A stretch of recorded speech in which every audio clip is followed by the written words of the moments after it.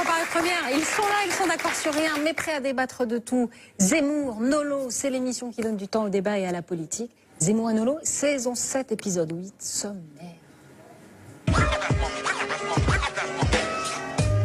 Nous reviendrons le temps du match sur ce qui s'est passé cette semaine. Notre-Dame-des-Landes, bien sûr, le bras de fer politique. Et puis, la reconnaissance de Jérusalem, capitale de l'État d'Israël, par Donald Trump. Il est l'un des ministres les plus prometteurs du gouvernement. Certains lui prédisent même un grand destin national. Pour l'heure, l'ancien protégé de Nicolas Sarkozy, Gérald Darmanin, exerce son droit d'inventaire en publiant Chronique de l'Ancien Monde quand la droite s'est perdue. Le ministre de l'Action et des Comptes publics sera sur notre plateau. L'un reste, l'autre part. Clash cette semaine chez les Républicains. Après les gauches irréconciliables, la droite succombe-t-elle à son tour à une irrémédiable scission? Pour en parler, le député Claude Goasguen et le politologue Dominique Régnier. C'est l'une des nouvelles stars de l'Assemblée nationale. Il a 27 ans, il cogne et ses formules font mouche. Il est monté en première ligne contre la réforme du Code du travail. Adrien Quatennens viendra nous rejoindre. Et puis nous dresserons le bilan de cette année 2017, une année inouïe, une année rocambolesque. Quels sont les grands enseignements à tirer de la recomposition de la vie politique? Nous en parlons avec l'essayiste François de Closet et le politologue Jérôme Sainte-Marie. Et puis il y aura bien sûr les carnets d'Alba Ventura et la super semaine de Sandrine Saroche. Bonsoir messieurs. Bonsoir madame. Bonsoir. Rappel à vos amis et à tous vos ennemis qui peuvent réagir sur les réseaux sociaux avec le hashtag ZenPP. Mais en variant un peu les insultes pour les ennemis, c'est un peu répétitif. Mais il n'y a pas tellement d'insultes. Mais elles sont répétitives. Il faudrait plus de créativité, d'imagination.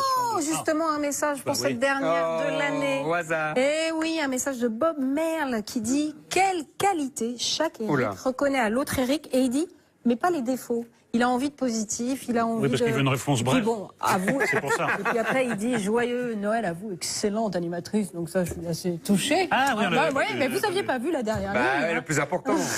Alors, une qualité chez Eric, une qualité chez Eric.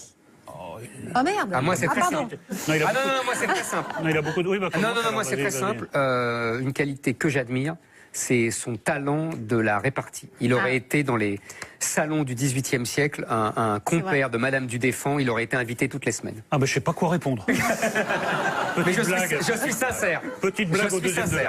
Je suis sincère. Moi, j'arrive pas à faire ça systématiquement. Non, mais vous êtes dit déjà, lui, il est synthétique, vous êtes analytique. Non, mais il y a plusieurs qui me viennent à l'esprit, mais disons la cohérence, l'esprit de cohérence, oui. L'esprit de cohérence. Ça, on peut pas, lui C'est pas mal, mais c'est pas si fréquent que ça. Ouais. Non, mais c'est vrai. Même la monomaniaquerie. Non. On a dit pas les défauts. Va, On a dit pas les défauts. on peut rigoler, on peut galéger un peu. Mais non, mais soit on est cohérent, soit on se contredit. C'est vrai. Allez, les chronomètres sont prêts, c'est l'heure du match.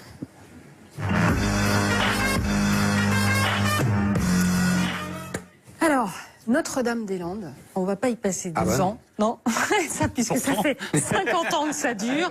Alors, il y a un rapport qui a fuité, etc., un référendum qui a déjà dit oui. Est-ce que vous êtes pour ou contre l'aéroport, vous deux? Non, mais c'est pas comme ça que ça se présente. Si, parce qu'on n'en peut plus. Non, c'est pas ça. C'est que la construction de l'aéroport a été validée par un référendum, ça a été validé par toutes les juridictions, et aujourd'hui paraît un rapport qui aurait été quand même bien utile pour éclairer l'opinion. Donc il y a une chronologie qui marche sur la tête. Pourquoi? Parce que c'est un dossier qui marche sur la tête. C'est complètement incohérent depuis le début. On en parlera avec Alba. Les deux solutions présentent des avantages et des inconvénients. L'aéroport de Nantes, ce serait un peu plus écolo, mais ce serait bien plus coûteux parce qu'il faut dédommager un nombre de personnes incroyables. Puis politiquement, c'est extrêmement risqué pour pas mal de raisons. Ça pourrait être la goutte de kérosène en trop pour Nicolas Hulot qui pourrait claquer la porte. Et puis après tout ce qu'a fait Macron dans le dernier sommet sur le climat, la logique politique voudrait qu'il construise pas Notre-Dame-des-Landes. Mais moi, en tant que républicain, il me choque que la décision de ce référendum ne soit pas respectée. Il me choque que ça soit occupé et pris en otage par des activistes au détriment du reste de la communauté nationale. Donc, je suis pour la construction de cet aéroport. Non pas pour des raisons de fond, mais parce que ça a été validé sur examen du dossier. Donc, voilà. Non, je ne suis pas d'accord. Validé par, c'est pas un référendum, c'est une consultation populaire d'où on avait soigneusement élagué la base électorale. On avait par exemple interdit à la Vendée de se mettre dans le panel électoral parce que évidemment ils étaient contre à 80%. Donc ça a été dirigé. On savait qui voterait et on savait pour qui il voterait. Je suis pas d'accord. Si, je t'assure. Et deuxièmement, c'est un projet obsolète. Je pense que c'est désuet. Vous l'avez dit vous-même, 50 ans. Pourquoi? Parce qu'il y a 50 ans, on pensait que les grands vols intercontinentaux allaient venir dans les métropoles régionales. En fait, c'est fini ça. C'est simplement maintenant, il y a des hubs, comme ils disent, dans les grands aéroports déjà, et il y a le low cost. Et le low cost refuse ces aéroports-là. Donc il vaut mieux élargir Nantes-Atlantique, là, l'aéroport de Nantes-Atlantique, et puis remettre ça à l'agriculture. De toute façon, il y a beaucoup trop de terres artificialisées. Moi, je pense que c'est pas si mal qu'on renonce à ce projet qui est dépassé. En un mot, je suis pas d'accord sur ton histoire de référendum pour la raison suivante. Les opposants à Notre-Dame-des-Landes avaient dit on respectera le résultat s'il nous est favorable. Ils ont eu tort. Tu te souviens de ça? Oui, c'est vrai. Ils ont accepté et ils ont dit si ça nous est favorable, c'est bon. Si c'est pas favorable, on contestera. C'est vrai. Ils ont. C'est vrai. Ça, c'est vrai. C'est pas la démocratie. C'est vrai. Ben voilà. Ah oui. Bon, allez, c'est l'heure de notre second match.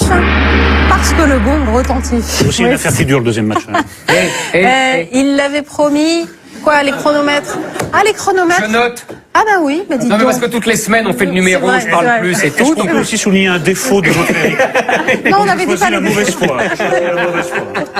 Allez, il l'avait promis, il l'a fait. Donald Trump a provoqué un Big Bang diplomatique et géopolitique en reconnaissant Jérusalem comme la capitale d'Israël. Regardez. Alors là, time to officially recognize Jerusalem as the capital of Israel. J'ai désapprouvé la déclaration du président Trump comme n'étant pas conforme au droit international. La paix, elle ne dépend pas des États-Unis tout seuls de leur côté ou de la France toute seule. Elle dépend de la capacité des deux dirigeants, israéliens et palestiniens, à la faire. Give a chance. Alors, give a chance. Que penser de ce non mais unilatéral avant d'examiner les possibles conséquences de cette décision importante, il faut savoir d'où elle vient. Il se trouve que M. Trump a pas mal d'ennuis. L'enquête qui n'existe pas aux yeux de Zemmour, je le sais, sur l'ingérence russe dans son élection se rapproche de lui. Et on dit que c'est moi qui radote. Et il faut trouver un thème de diversion. Ensuite, il y a une deuxième chose plus importante. Je hiérarchise, mais à des fins pédagogiques, parce que sinon tu comprends pas.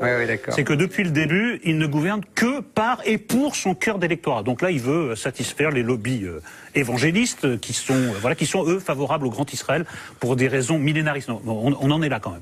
Il se dit aussi qu'il y a un de ses amis juifs qui aurait eu une influence décisive, le roi des casinos de Las Vegas. Donc en fait, dirigeant de la plus grande puissance mondiale, eh bien pour gouverner, il s'appuie sur ses amis juifs et sur les lobbies chrétiens. Je trouve que c'est une combinaison qui est extrêmement importante. C'est la civilisation judéo-chrétienne. Oui, c'est très intéressant. Ça peut donner des choses vraiment remarquables. Ça a donné 2000 ans de brillante civilisation. Oui, mais ce qui peut se passer maintenant, c'est en effet une recrudescence de violence. Encore que je ne crois pas beaucoup à la capacité de mobilisation des rues arabes. Ils ont l'air un peu résignés. Ça sort les États-Unis de leur rôle d'arbitre parce que maintenant ils peuvent plus intervenir. Ils étaient un arbitre pas très objectif quand même. Est-ce que ça met pas fin à une hypocrisie un peu? Peut-être. Mais je vais venir à ce point-là. Mais enfin, en tout cas, là maintenant, même s'il y avait un peu d'hypocrisie, c'est pas possible. Il y avait des signes, je vous l'accorde, très très timides de rapprochement entre Israël et d'autres pays arabes. Ça, c'est terminé. Et puis, il y a ce qui malheureusement on voit un peu partout, c'est qu'il y a une recrudescence de l'antisémitisme sur cette base qui provoque voilà. Après, la chose que je voudrais reconnaître à cette décision de Trump, c'est qu'il officialise la défaite politique en race campagne des Palestiniens sur ce dossier. Donc au moins, il est cohérent. On dirait Madame Sarfati, vous avez... Nolo me rappelle une histoire qu'on racontait à l'époque de Nixon. Tous les médias étaient contre Nixon. Et il y avait un conseiller de Nixon qui avait dit vous devriez faire une chose, vous devriez faire comme Jésus, marcher sur l'eau. Et Nixon avait dit oui, il dirait que je sais pas nager. Donc voilà, c'est exactement la même chose. Est-ce que Clinton était aussi soutenu par les évangélistes? Non. Et pourtant, il a tenu le même discours que Trump. Non. Est-ce que Obama, laisse-moi finir. Est-ce que Obama avait demandé le soutien des évangélistes? Non. Et pourtant, il a tenu en 2008 le même discours que Trump. C'est une mauvaise. Non, mais il applique une loi votée par le Congrès en 1995 qui s'appelle le Jérusalem Embassy Act. Et tous les 6 mois, c'est pour des raisons de sécurité qu'on le bloque. Maintenant, de toute façon, je vais te dire, en fait, ce sujet, c'est un sujet qui plaît aux médias, qui plaît aux diplomates français, mais en fait, la question palestinienne n'existe plus. Elle est morte. Je vais te dire pourquoi en 2 mots. Elle était une invention, un abcès de fixation créé à une époque où il y avait un double conflit. D'une part, planétaire entre les États-Unis et l'Union soviétique, d'autre part, évident, entre Israël et les pays arabes. Ces 2 conflits n'ont plus lieu d'être. Il n'y a plus de conflit, il n'y a plus du RSS, et surtout, le vrai clivage aujourd'hui, c'est entre les sunnites et les chiites. Et l'Arabie Saoudite a choisi de s'allier à Israël contre les chiites, contre l'Iran. Donc tout simplement, les Palestiniens, tout le monde s'en fout. D'ailleurs, l'Arabie Saoudite n'a pas réagi. Et la capitale d'Israël est Jérusalem depuis 1949, en vérité. Donc c'est. Non, mais la défaite politique, on est d'accord. Bah oui. Non, mais en revanche, moi, je trouve préoccupant sur le plan français que, par exemple, le CRIF appelle Macron. Mais ça, c'est autre chose. Non, mais voilà. Ah mais ça je suis d'accord. Voilà, appelle Macron à s'aligner sur la position de Trump. Le conflit israélo-palestinien s'invite déjà souvent mais ça fait 30 dans les ans débats franco-français. Voilà. Nolo, j'ai écrit là-dessus contre le CRIF. Tu vois que ça a des conséquences. Non, mais ça c'est autre chose. C'est autre chose. Cette belle unanimité que se referme notre page des matchs. C'est maintenant l'heure de notre grand témoin. Avant de recevoir le ministre de l'Action et des Comptes Publics, l'un de ses très proches nous brosse son portrait en 1 minute. Gérald Darmanin dans les yeux de David Douillet. C'est un sujet de Gaël Atlan et de Thibaut Vistré.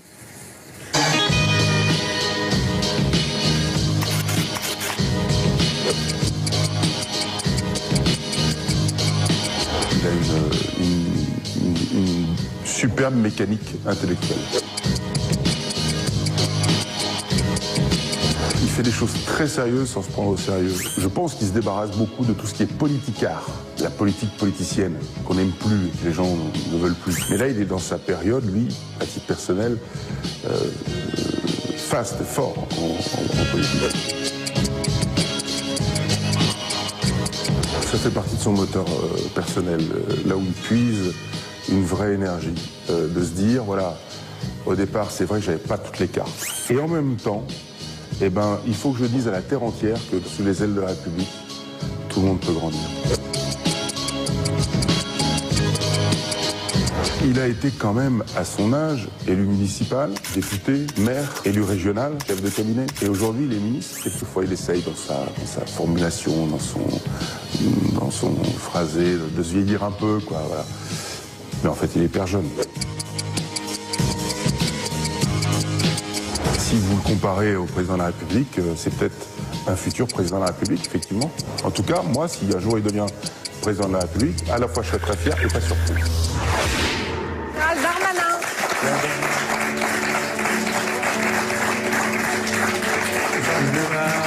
Bonsoir, monsieur le ministre. Vous êtes un des pur produit de la méritocratie française. Vous êtes un homme du Nord, origine modeste, vous avez fait Sciences Po et vous êtes entré à 16-17 ans en politique. Enfin, j'ai fait l'IEP de Lille, comme disent Sciences Po Paris, il me rappelle que je suis de Lille. Ouais. Oui, parce que c'est un peu déconsidéré. Exactement. Ah non, mais disons Sciences Po alors. En prenant votre carte au RPR, et en même temps, vous êtes la génération Macron, une génération qui a révolutionné le monde politique en France, et vous publiez Chronique de l'Ancien Monde aux éditions de l'Observatoire, un passionnant ouvrage sur ce que vous avez vu. Alors, comme vous, Éric Nolot s'intéresse aux décombres, aux vestiges, puisque son mémoire de DEA s'intitule Poétique des ruines chez quelques auteurs méconnus du XXe siècle. Il fallait le trouver, celui-là, Éric. C'est donc en spécialiste qu'il a lu votre ouvrage. Voici son apostrophe. Alors la semaine prochaine sortira un très beau film de David Lowery intitulé Ghost Story, en français Une histoire de fantôme. C'est l'histoire d'un homme qui revient hanter la maison qui fut la sienne et où vit toujours sa veuve. Un homme devenu spectateur de son ancienne existence, et c'est un peu la version livresque et politique que vous nous en proposez dans ce livre. Votre fantôme s'y promène entre les pages. Votre fantôme considère avec un singulier détachement la vie qui fut la sienne et le monde ancien qui fut le sien. L'ancien monde, c'était celui des partis balayés par un homme sans parti. L'ancien monde, c'était des hommes politiques qui s'inspiraient de mondes encore plus anciens, Fillon ou le retour d'Antoine Pinet, résumez-vous. L'ancien monde, c'était Juppé qui abrégeait une discussion avec vous parce qu'il avait un aéroplane à prendre. Ça, c'est très drôle. L'ancien monde, c'était encore Juppé qui vous faisait demander le numéro de portable de Sarkozy car il ne s'était jamais parlé que par secrétariat interposé. L'ancien monde, c'était celui de votre grand-mère qui ne croyait pas que l'homme avait marché sur la Lune, tout comme certains ne croyaient pas que la politique d'alors marchait sur la tête. L'ancien monde, une compagnie de spectres auxquels vous ne donnez parfois pas même un nom. À plusieurs reprises dans votre livre, vous relatez des conversations avec des interlocuteurs dont le lecteur doit deviner l'identité. Alors, devinette plus ou moins difficile selon les cas, plutôt moins dans le cas de cet homme que vous décrivez ainsi, mal fagoté, cheveux ébouriffés. Depuis combien de temps il ne s'est pas rasé, des petits tics déforment son visage, il dandine la tête légèrement quand je parle, on devine un homme du Nord, un peu un de vos voisins peut-être.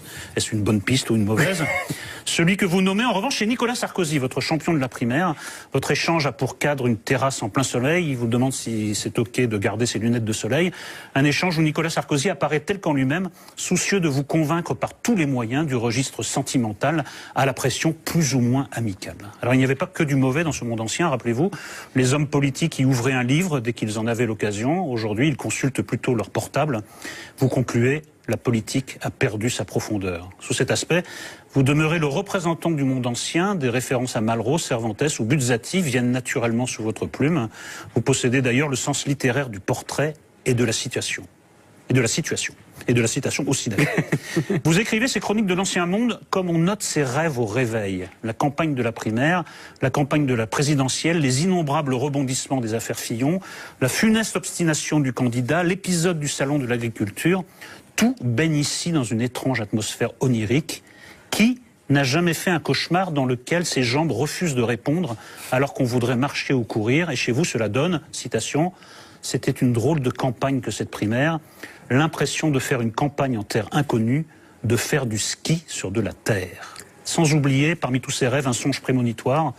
En janvier 2017, on tire les rois dans le QG de campagne de François Fillon. La fève est un chat noir.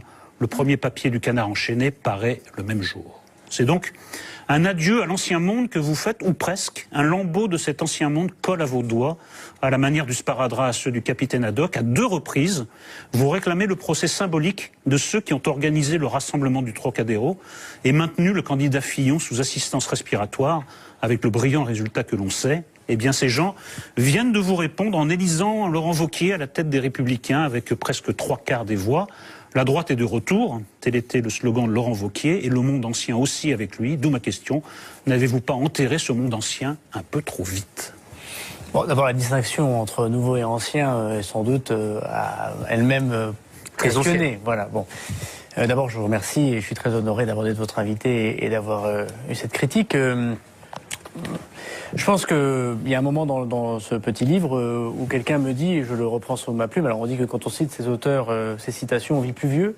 C'est Dominique Riquet, qui était maire de Valenciennes, qui était député européen, qui m'a dit cette phrase très juste. Il m'a dit, avec Macron, on pensait qu'on était encore dans la physique de Newton en politique, et en fait c'est Einstein, et on n'a pas vu la relativité. Je pense que c'est assez vrai. Je pense qu'il y a une accélération qui ne vient pas de la part de M. Macron, qui a, à mon avis, senti la société plus que les autres, tout simplement. Les médias, les réseaux sociaux, la façon dont on considère désormais la politique, la façon dont les politiques se considèrent, ben voilà, tout ça est accéléré un peu comme les grappes d'innovation de Schumpeter où sans cesse tout est multiplié au carré. Et la politique d'aujourd'hui, mais je pense qu'Éric Zemmour, qui la connaît bien mieux que moi depuis très longtemps, elle a toujours ses fondamentaux, mais il y a quand même des fondamentaux de la Ve République qui ont été bousculés en quelques mois, voire quelques années. Quand j'ai commencé, voilà, 17 ans, à être adhérent dans un parti politique, j'ai toujours vécu avec les mêmes personnes pendant 15 ans. J'ai toujours croisé dans les meetings Édouard Balladur, Alain Juppé, Nicolas Sarkozy, Jacques Chirac, jusqu'à ce qu'ils sortent de la vie politique, Jacques Toubron, voilà. Et même s'ils étaient plus tout à fait élus ou élus différemment, ils étaient toujours là. Et puis, faut bien, et même François Fillon, qui a été élu député en 81, donc on peut toujours, qui a aussi été toujours là. Même François Hollande, voilà. Et puis d'un seul coup, voilà quelqu'un qui a été élu président de la République qu'on ne connaissait pas il y a 3 ans. C'est comme si aujourd'hui on ne connaissait pas le nom du prochain président de la République. Lui-même ne se connaissant sans doute pas, d'ailleurs. On ne connaît pas le parti qui va gagner les élections. Au moins De Gaulle en 58, depuis 45, on le connaissait, au moins depuis 40. Et puis, quelque chose d'extraordinaire, des grands hommes d'État ont été éliminés par le suffrage universel ou par la primaire. Juppé, Fillon, Sarkozy, Hollande, donc tous étaient balayés et n'existent plus politiquement. Voilà. Je pense que voilà, cet ancien monde, il est quand même révolu, même s'il y aura toujours des réminiscences. Oui, mais cette réponse des Républicains, parce que c'est pas anodin que vous reveniez à 2 reprises sur cet épisode du Trocadéro. La droite de Laurent Wauquiez, son élection, c'est l'élection du Trocadéro, c'est l'élection de Sens commun, c'est plutôt ça, la droite de Wauquiez. C'est plus compliqué que ça, sans Évidemment, doute. Il y a des gens qui sont fidèles encore à la famille politique, c'est plus difficile. Mais ce qui est étonnant, c'est quand Laurent Wauquiez dit place aux jeunes et il y a Nadine Morano, Daniel Fasquelle autour de lui, on se dit effectivement, l'ancien monde est encore un peu là pour lui. Oui. C'est quoi? Alors, moi, je ferai le même compliment que Nolo, c'est-à-dire que vous avez un incontestable talent du portrait, de vous croquer les gens, les situations, c'est très amusant. En plus, vous avez le don de la bonne citation, que vous sourciez ou pas, si j'ose dire. Elle est très à propos et bravo pour ça. Vous auriez été un excellent journaliste, un très bon journaliste de la veine littéraire, moi celle que j'aime le plus. Et en même temps, pour faire du Macron, vous êtes tellement journaliste que vous reprenez toutes les analyses politiques des journalistes avec lesquels ils nous ont abreuvés pendant des mois et qui, à mes yeux, mais on va en parler, sont toutes fausses.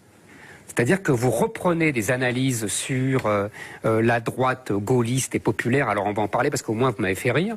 Vous reprenez des analyses sur le Trocadéro, qui plaisent beaucoup à Nolo, mais avec lesquelles je ne suis pas d'accord depuis le Trocadéro. Vous reprenez des analyses sur le Macron, l'opposition à la droite, enfin la droite, vous voyez, le Front National. D'après moi, tout cela est bidon. C'est-à-dire que vous reprenez des analyses que la gauche a voulu, par l'intermédiaire des médias, que la droite les avale, et vous les avez avalées. C'est le reproche fondamental que je fais à votre livre, au-delà du plaisir indéniable qu'il y a à le lire. Et c'est ça qui m'a vraiment agacé. On a l'impression d'une absence totale de liberté d'analyse, que vous reprenez platement toutes les analyses que la gauche voulait que la droite fît. Bon, d'abord, entre le complot et la connerie, j'ai appris que c'était la connerie. Ça, c'est le vieux mot de Madeleine, donc, je suis pas sûr qu'il y ait un complot derrière, finalement, des... Je parle pas de complot. Non, je veux dire que la gauche ait une lecture de la situation des choses. Bon, moi, d'abord, je pense que c'est une situation extrêmement compliquée. Vous avez dit tout à l'heure détaché comme un fantôme. Dans ma vie, j'essaie d'être détaché. Je pense que l'humour sur soi, c'est ce qu'il y a de mieux pour éviter de se prendre trop au sérieux. Et j'ai essayé de faire quelque chose qui n'est pas méchant, y compris d'ailleurs sur François Fillon, moi que je respecte. Et je pense pas que ce soit le principal responsable de sa situation. C'est ceux qui étaient autour de lui, les responsables politiques. Dans responsable politique, il y a responsable. Il s'en tire pas très bien dans votre livre, hein, François Fillon. Il a été un acteur, évidemment, qui pour moi a conduit la droite non seulement à une défaite, mais en plus à un changement de sa psychologie générale. Mais je vois que Éric Zemmour n'est pas d'accord sur ce point, mais on pourra en discuter. C'est une transmutation de la droite, hein, et dont la primaire, sans doute, a été l'accélérateur. Mais on peut pas. J'espère que ce n'est pas méchant. En tout cas, ça n'a pas été fait comme tel. Non. Et j'ai pas voulu écrire quelque chose non plus qui correspondait à des anecdotes qu'un valet voit dans le grand homme qu'il sert, parce que je suis très voyeuriste, comme beaucoup de monde évidemment, mais simplement j'aurais pas voulu trahir ni Nicolas Sarkozy, ni Xavier Bertrand, ni François Fillon, qui à un moment donné m'ont fait confiance. Bon. Cependant, j'essaie quand même d'avoir une analyse. Alors je vais essayer de démontrer qu'elle est quand même un petit peu de moi. Moi, je crois que depuis 58. De Gaulle et puis finalement les personnages qui l'ont suivi ont rassemblé la droite. Voilà, la droite et le centre, mais ont rassemblé la droite. Bon, qu'est-ce que la droite? Ça peut toujours être très lointain. Et puis il y a eu des tendances dans la droite. Il y a des tendances dures, des tendances plus molles, il y a des tendances plus religieuses, des tendances plus républicaines. Bon, je vous connaissez ça par cœur. Ces tendances ont toujours existé. Parfois la tendance dure a été plus forte. Ça a été le cas de Facho Chirac quand on a mis en place Chirac. C'était le cas à un moment de Sarkozy, évidemment. Puis il y a des moments c'était plus libéral, 86, 88. Bon. Mais ces tendances, elles ne s'excluaient pas les unes des autres. Il y avait une concurrence et on arrivait à faire des gouvernements avec Pasqua, Balladur en même temps, si j'ose dire. Bon. Là, Fillon l'a subi. Je ne pense pas qu'il ait souhaité ça. Mais il l'a subi parce que les affaires ont accéléré un programme qui avait déjà choisi une chose assez différente de ce qu'était le gaullisme politique, au sens très large du terme. Et je pense que Wauquiez l'a théorisé. Voilà. Et il a fait le choix. Regardez, Xavier Bertrand s'en va. On peut dire ce qu'on veut, Xavier Bertrand, est-ce qu'il passe quelque chose, pas quelque chose, c'est autre chose. Il est président d'une grande région, il a une identité sociale, et c'est une voix de la famille politique. Il n'y en a pas beaucoup des voix de la famille politique aujourd'hui, des Républicains. Il s'en va. Certes, il fait une mauvaise politesse à Laurent Wauquiez le soir même du JT. Bon. Ça Nicolas m'a surpris qu'il s'en aille. Pardon? Non, ça ne m'a pas surpris parce que j'ai eu des conversations avec Xavier Bertrand et puis il est assez cohérent avec lui-même. Mais en imaginant même qu'il y ait du cynisme, qu'il y ait du calcul, Nicolas Sarkozy, dans la même situation, j'en suis certain, n'aurait pas eu les mots de Laurent Wauquiez. Il n'aurait pas dit je le regrette, mais c'est comme ça, puis c'est tout, puis je regarde devant. Nicolas Sarkozy, il vous aurait appelé déjà 4 fois, il aurait été 3 fois à Lille, il aurait dit au journal de télévision mais ma porte reste toujours ouverte, on discute. Ce qui me surprend chez Laurent Wauquiez, c'est cette volonté, indépendamment de l'idéologie, il y en a-t-il, il n'y en a pas, c'est une autre question, de jouer au clivage en dehors de toute forme d'affection. Parce que je pense que dans ce livre, c'est aussi démontré qu'il y a une névrose chez les hommes politiques ou chez les femmes politiques, et il y a de l'affection qui joue. Voilà. Évidemment que Nicolas Sarkozy m'a aussi eu à l'affection. Attendez, monsieur Darmanin, moi je voudrais pas parler d'affection, je voudrais pas parler de sentiments. Bon, d'habitude on se tutoie, Eric, mais je sais pas. Non, mais là on est à la télévision, donc on m'a appris, on vous voit. Ouais, je vois bien, tutoyer, c'est pas le problème, mais bon. Non, il y a un truc fondamental dans votre analyse, parce que quand même il faut pas passer à côté. Vous dites la droite bourgeoise et conservatrice l'a emporté sur la droite populaire et gaulliste. Et vous accusez Fillon et ses soutiens, j'ai bien compris, d'avoir fait, d'avoir mené ce combat et d'avoir atteint ce but. Mais c'est là que j'ai ri le plus. Parce que la droite gaulliste et populaire, elle est morte 10 fois, monsieur Darmanin, 10 fois. Elle est morte après la mort du général de Gaulle, elle est morte avec le libéralisme que vous vantez de Chirac en 86. Elle est morte quand Chirac a appelé à voter oui à Maastricht en 92. Elle est morte en 95 quand il a trahi la fracture sociale. Elle est morte en 2002, et c'est là où je vais en venir, avec la création de l'UMP par Juppé. Et à chaque fois, elle s'est soumise aux centristes. À chaque fois, elle s'est reniée. Elle a trahi son électorat populaire pour se soumettre aux centristes. C'est pas Fillon, tout ça. Non mais alors d'abord, si c'est la théorie que j'ai voulu défendre, je suis mal expliqué. Je ne sais pas un livre de réhabilitation de Chirac 86 ou de, mais j'ai pas dit ça. Ou de Juppé, etc. Moi, je fais d'ailleurs le choix de Sarkozy parce que Sarkozy, parmi ses qualités humaines et le fait que j'avais envie de vivre une aventure. La politique, c'est aussi une aventure d'homme, hein, bien sûr. On pardonne parfois des choses pour vivre l'aventure d'homme.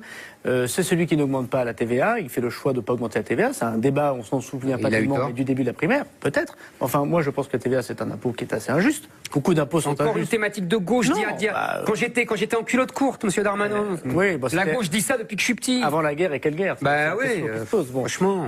En tout cas, moi, non, mais c'est ringard pour un type qui se croit dans le nouveau monde. Vous avez des arguments de vieux croutons, je vous assure, c'est étonnant. Mais parole d'orfèvre. Oui, absolument, absolument. La question, c'est pas tellement celle-là. La question, c'est est-ce que finalement, mais on pourrait revenir à une idée plus profonde de c'est quoi la gauche et quoi la droite. Est-ce que finalement, quand vous dites la droite gaulliste, ou en tout cas rassembleuse, ou le métro à 5 heures, elle est morte 10 fois, elle a connu une renaissance 10 fois. Mais moi, il y a un moment dans le bouquin, j'explique que j'ai quitté Nicolas Sarkozy avec fracas. Lorsqu'il gagne les élections des Républicains, il y a une sorte de triangulation avec Nathalie Kosciusko-Morizet, Laurent Wauquiez et très immodestement moi-même.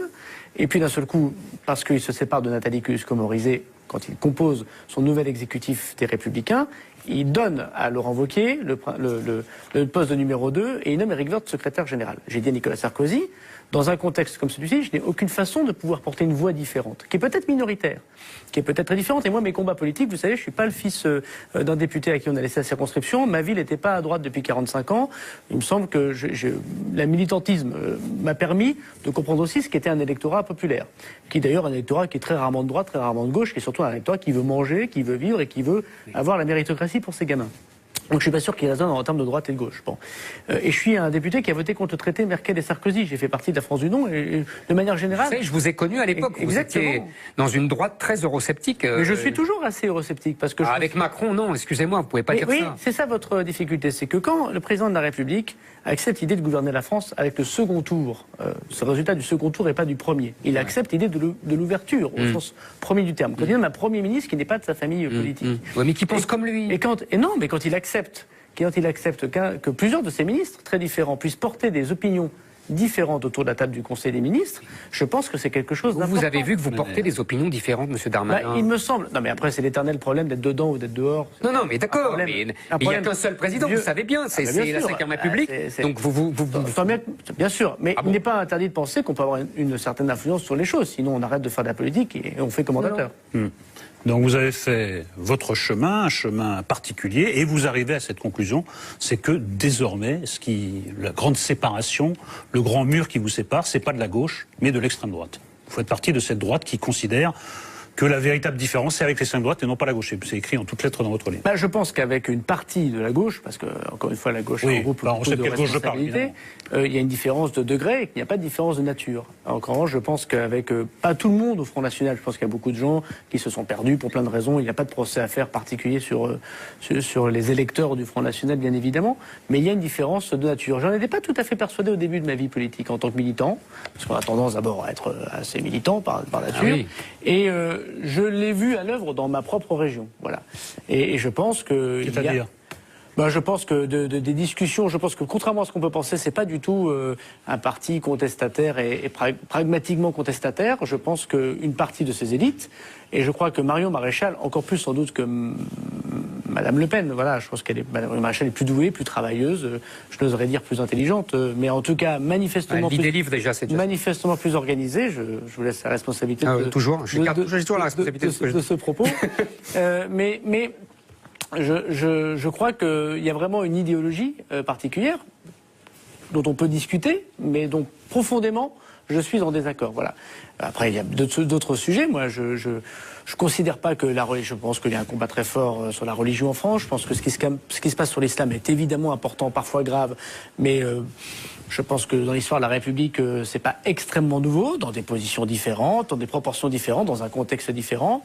Et je crois qu'il y a profondément une différence de nature entre Marion Maréchal Le Pen et moi. Voilà, c'est ce que je pense profondément.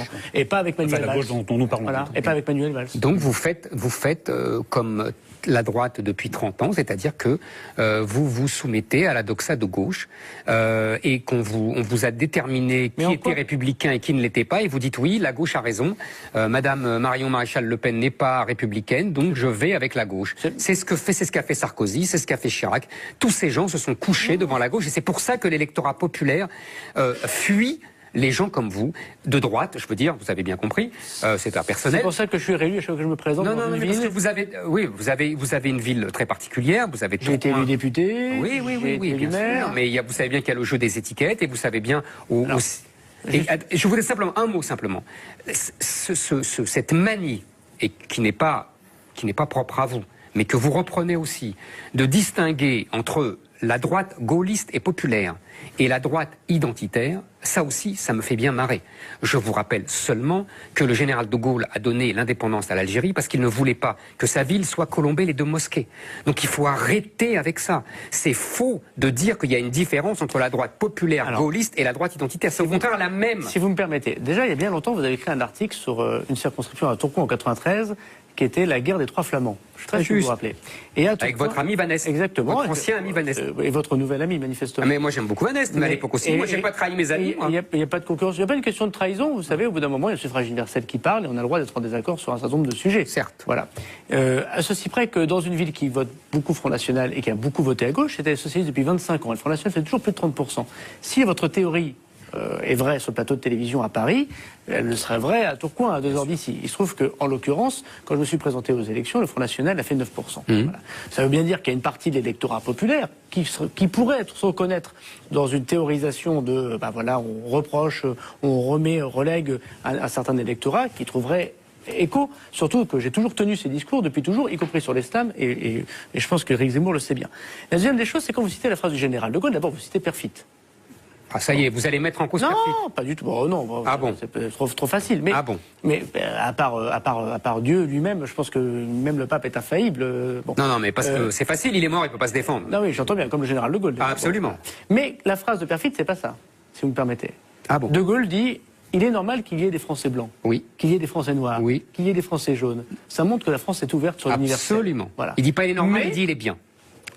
Oui, il est bien normal. Bon. Mais ça montre que la France est ouverte sur l'universel. Oui, et après la suite? Donc il n'a pas de discours. Mais j'arrive, parce que vous l'avez cité. Il n'y a pas de discours sur l'essentialisme.